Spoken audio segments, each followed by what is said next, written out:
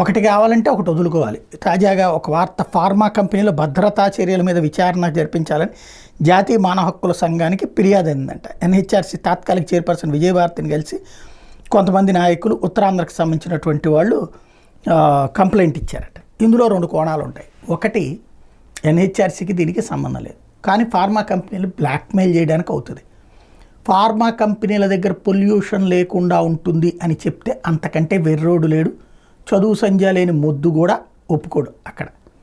ఎందుకంటే ఫార్మా కంపెనీల దగ్గర భూమి కలుషితం, గాలి కలుషితం, అట్లాగే ఆ ప్రాంతంలో అక్కడ ఉద్యోగులకి రకరకాల సమస్యలు వస్తాయి. కానీ తాత్కాలిక బ్రతుకు లాంగ్ స్టాండింగ్ సమస్య.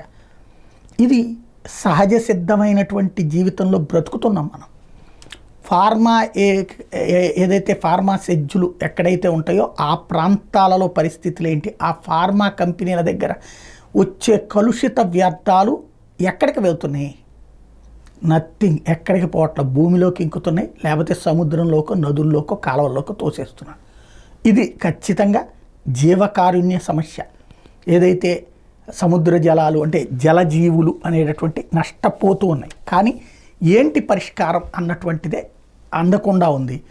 దీంట్లో కంప్లైంట్లు చేసిన వీటి ద్వారా ఏంటంటే ఆ తాత్కాలిక అట్లాంటి వాళ్ళ నోళ్ళు ముయించేందుకు కాస్త ఏదన్నా తృణమోఫడం ఇచ్చుకోవడం, లేదంటే అధికారులు 2 రోజులు రైడ్ చేస్తారు, వాళ్ళకి 4 రూపాయలు లంచాలు ఇచ్చుకోవడం తప్పించి పరిష్కారం లభించట్లేదు. శాశ్వత పరిష్కారం చిత్తశుద్ధితో చేయాలంటే ఖర్చు కనీసం ఒక్కొక్క కంపెనీకి 30 నుంచి 40% అదనపు ఖర్చు అవుతుంది. వాళ్ళ పెట్టుబడి అంటే ఫర్ ఎగ్జాంపుల్ ₹1 కోటి పెట్టుబడి పెట్టినోడికి 30-40 లక్షల రూపాయలు అదనపు ఖర్చు అవుతుంది. అందుకు ఆ కంపెనీలు సిద్ధంగా ఉండవు. అది అదనపు భారం కిందన భావిస్తాయి. అదే సందర్భంలో వాళ్ళని ఇబ్బంది పెడితే కంపెనీలు మూసేస్తారు, ఉద్యోగాలు పోతాయి, ఉపాధి పోతాయి అనేది ప్రభుత్వాల యొక్క ఆలోచనగా ఉంటుంది. లాంగ్ స్టాండింగ్లో ఎవడు చేస్తే ఉంది, అది ఆ కంపెనీ పేరుతో జరగదు కదా అనేటటువంటి రూట్లోనే జరిగిపోతున్నటువంటి సుదీర్ఘ తతంగం.